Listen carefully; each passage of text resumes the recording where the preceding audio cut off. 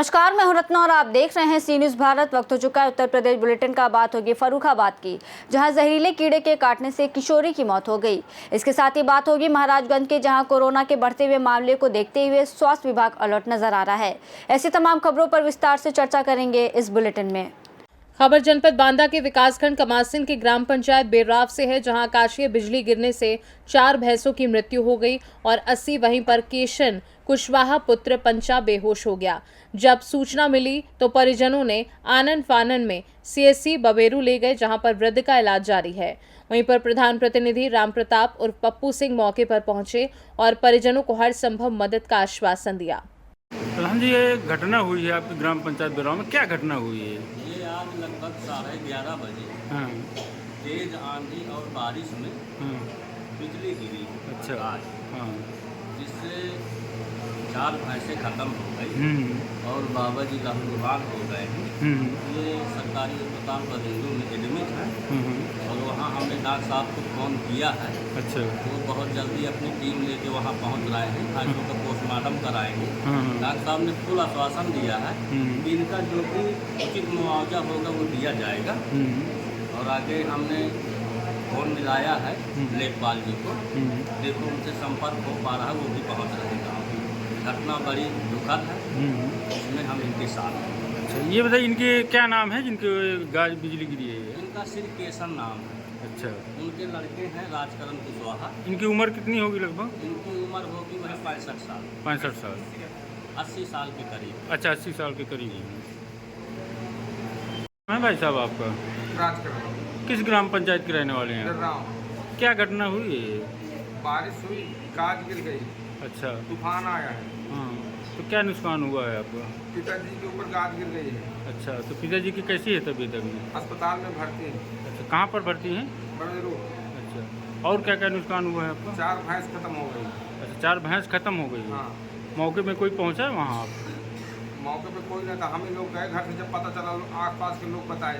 अच्छा, कोई अधिकारी पहुंचा है? किसी को आपने सूचित किया है? हम लोग यहाँ चले आए पिताजी को लेके अस्पताल में। अच्छा, लेखपाल को सूचना दी गई है आपके द्वारा? नहीं, हमने किसी को नहीं दिया सूचना। अभी जस्ट अभी आए। बांदा से सी न्यूज़ संवाददाता कासिद अली सिद्दीकी की रिपोर्ट। खबर बाराबंकी से है, जहां नगर के मोहल्ला नालापार दक्षिणी में तहरून निशा अपने पुत्र निजामुद्दीन के साथ रहती थी। सोमवार को उनके घर के सामने रखा राशन मोहल्ले के ही रहने वाले लियाकत के मवेशियों ने खा लिया, जिसका विरोध करने पर लियाकत ने उनकी पिटाई कर दी। जब निजामुद्दीन ने लियाकत से पूछताछ करने का प्रयास किया, इस दौरान दोनों के बीच मारपीट होने लगी। तहरून के मुताबिक उनके सामने ही लियाकत ने व 3-4 अज्ञात लोगों ने निजामुद्दीन पर लाठियों से ताबड़तोड़ वार कर लहूलुहान कर दिया और मौके से फरार हो गए। घायल को उपचार के लिए एम्बुलेंस के माध्यम से मां ने सरकारी अस्पताल में भर्ती कराया, जहां उपचार के दौरान बुधवार की भोर उसकी मौत हो गई। तहरून ने लियाकत को नामजद करते हुए 4 अज्ञात लोगों पर एफआईआर दर्ज कराई। सूचना पर पहुंची पुलिस ने शव पोस्टमार्टम के लिए भेज दिया।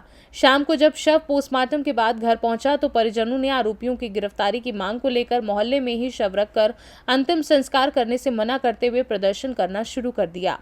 कोतवाल धीरेन्द्र कुमार सिंह ने देर रात तक नगर के संभ्रांत जनों के साथ हर संभव मदद और मामले में कठोर कार्यवाही करने का भरोसा दिलाते हुए समझाते रहे, लेकिन अंतिम संस्कार करने को राजी नहीं हुए।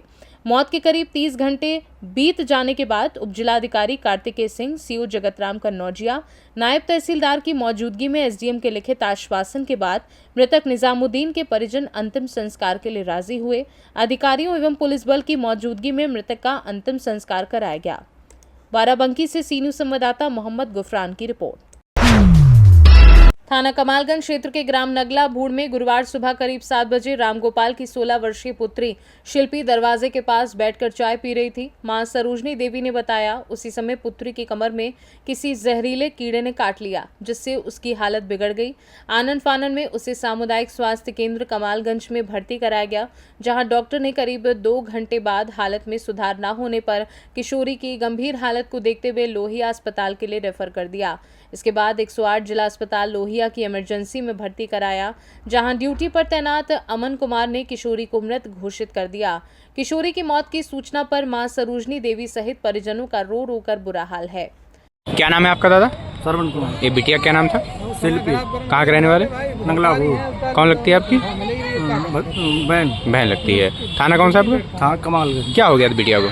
दीवार से धूप लगाकर चाय पी रही थी। हाँ, सुबह आज है? सुबह 7 बजे लगी। हाँ, तभी काट लिया। किसी ने काट लिया जहरीले कीड़े? हाँ, जहरीले कीड़े। ये नहीं देख पाया किसने काटा? हाँ। फिर कहाँ ले गए थे? फिर कमालगंज तो वहाँ स्वास्थ्य केंद्र में इलाज वगैरह हुआ था? वहाँ इलाज कुछ नहीं हुआ। कितनी देर वहाँ रोके रहे 2 लोग? घंटा करीबन। 2 घंटे बाद रेफर कहाँ किया? कम फरुखाबाद की। लोहिया। तो यहाँ खत्म हो गई? हाँ, यहाँ खत्म हो गई।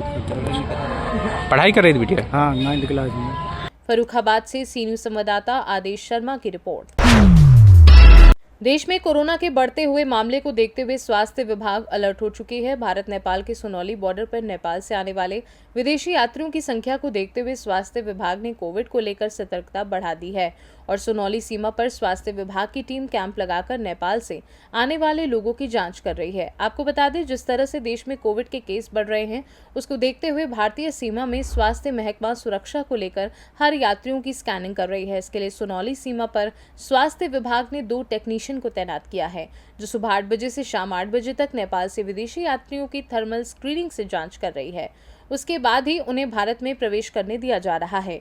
सीएमओ श्रीकांत शुक्ला ने बताया कि स्वास्थ्य कर्मियों के द्वारा नेपाल से आने वालों की थर्मल स्क्रीनिंग की जा रही है और अगर किसी को भी सर्दी, जुकाम या बुखार के लक्षण मिलने पर दवाओं की भी व्यवस्था की गई है और अगर जरूरत पड़ेगी तो उन्हें आइसोलेट भी किया जाएगा।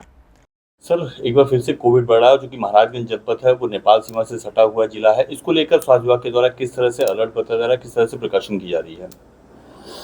इसके लिए हमारी जो नेपाल बॉर्डर पर स्थित CSC है रतनपुर नौतनवा, वहाँ के जो MOIC डॉक्टर सुरेंद्र हैं, उनको मैंने ये निर्देशित कर दिया है कि वहाँ पर एक लैब टेक्नीशियन की और एक वार्ड बॉय की ड्यूटी लगाएं, जो ड्यूटी सुबह 8 बजे से लेकर के और रात में 8 बजे तक, जिस दौरान में नेपाल से लेकर के इंडिया में लोगों का आना जाना रहता है, उस दौरान वो अपनी ड्यूटी करेंगे और ड्यूटी के दौरान उनकी वहाँ से आने वाले सभी लोगों की थर्मल स्क्रीनिंग की जाएगी। इसके अलावा साथ में उनको जो है वो मास्क का वितरण किया जाएगा, ग्लव्स प्रोवाइड किया जाएगा। साथ में अगर किसी को बुखार की समस्या होती है तो उसके लिए पैरासीटामॉल की tablet, vitamin C, antibiotic azithromycin और उसके बाद जिंक की टेबलेट, ये सब वहाँ उपलब्ध रहेगी, जिससे उस मरीज को दिया जाए और उसके बाद में उसे कुछ देर आइसोलेट, अगर फीवर की हिस्ट्री मिलती है तो उसे आइसोलेट करने के बाद में ही अंदर की तरफ एंट्री कराई जाएगी। मेरे द्वारा वहाँ पर ड्यूटी लगा दी गई है, जिससे कि कोई भी मरीज, कोई भी आदमी अगर वहाँ से आता है तो उसकी स्क्रीनिंग हो सके और अगर वो संदिग्ध पाया जाता है तो उसकी आगे कोविड की जांच भी, एंटीजन वाली जांच भी कराई जाएगी। और इसके अलावा हमारे यहाँ पूरे ज़िले में कोविड से निपटने के लिए पहले से महाराजगंज से सीनू संवाददाता अंगद शर्मा की रिपोर्ट। समाज की अच्छाई और बुराई को लोगों के बीच उजागर करता है पत्रकार। ये बातें national union of journalist Mirzapur इकाई के तत्वाधान में हिंदी पत्रकारिता दिवस की पूर्व संध्या पर नगर के बालूघाट स्थित पांडे बेचन शर्मा उग्र पुस्तकालय सभागार में गुरुवार आयोजित समारोह में बतौर मुख्य अतिथि विधान परिषद सदस्य आशुतोष सिन्हा ने की। पत्रकारिता दिवस की बधाई देते हुए उन्होंने कहा कि पत्रकार समाज का सच्चा प्रहरी होता है। वह समाज की अच्छाई और बुराइयों को लोगों के बीच उजागर करता है। उन्होंने कहा कि ये सत्य है, पत्रकार जान जोखिम में डालकर अपनी जिम्मेदारी निभाता है, इसलिए सरकार को उनके बारे में ध्यान देना चाहिए। समाज के लोगों से भी पत्रकारों के सहयोग की बात कही। NUJ के राष्ट्रीय कार्यकारिणी सदस्य प्रदेश मंत्री राकेश श्रीवास्तव ने कहा, ये दिवस हमारे लिए विशेष है, इसकी उपयोगिता बनाए रखना हम सबकी जिम्मेदारी है।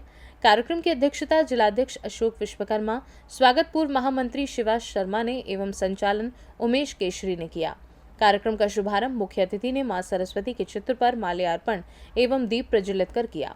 कार्यक्रम में जिला महामंत्री जितेंद्र श्रीवास्तव, संगठन मंत्री संत कुमार, कार्यकारिणी सदस्य कविंद्र साहू, महेंद्र प्रताप सिंह, अनिल मिश्रा, बसंतलाल श्रीवास्तव, संतोष कुमार, शुभम विश्वकर्मा, विपांशु द्विवेदी, दिनेश विश्वकर्मा आदि उपस्थित रहे। आज हिंदी पत्रकारिता दिवस से क्या कहना चाहते हैं? देखिए, हिंदी पत्रकारिता दिवस के अवसर में मुझे आज चुनाव आने का अवसर मिला और मैं पूरी कमेटी, हमारे राष्ट्रीय कार्यकारिणी के सदस्य प्रदेश मंत्री हैं राकेश श्रीवास्तव जी, आपके निर्देश पर मैं यहाँ आया, आदरणीय अध्यक्ष जी विश्वकर्मा जी और पूरी कमेटी हमसे आज मेरी सबसे मुलाकात हुई। और क्योंकि विगत कुछ मुझे याद है कुछ महीनों पूर्व मैंने पत्रकार सुरक्षा कानून की मांग सदन में की थी और इसलिए की थी कि चुनाव से ही मांग उठी थी। मांग को उठाने में आदरणीय राकेश श्रीवास्तव जी ने हमसे बताया था और मैंने इस मांग को सदन में उठाया और मैंने जब उठाया तो पूरे प्रदेश और देश से मुझे फ़ोन आने लगे पत्रकारों के, बधाई भी मिली और आज मुझे मौका मिला पत्रकारों के बीच आने का, तो इसलिए आज हम यहाँ आए और अपनी बात को रखने का भी काम किया और ये भी हम जानना की कोशिश की कि आगे आने वाले समय में ऐसे कौन से और मुद्दे हैं जो पत्रकारों से जुड़े हैं जिसको हम सदन में उठाएं और ऐसे कुछ मामले उठें जिससे पत्रकारों का भला हो सके। इसलिए आज मैं यहाँ आया हूँ चुनार में और मैं बधाई धन्यवाद देना चाहता हूँ पूरी कमेटी का कि आप सब लोगों ने हमें यहाँ आमंत्रित किया और मुझे अवसर दिया कि आप लोगों के बीच रूबरू हो जाए, हम मुलाकात हो सके। मिर्जापुर से सीनू संवाददाता अनिल केसरी की रिपोर्ट। फिलहाल इस बुलेटिन में बस इतना ही। देश और दुनिया की तमाम बड़ी खबरों के लिए देखते रहिए सी न्यूज़ भारत।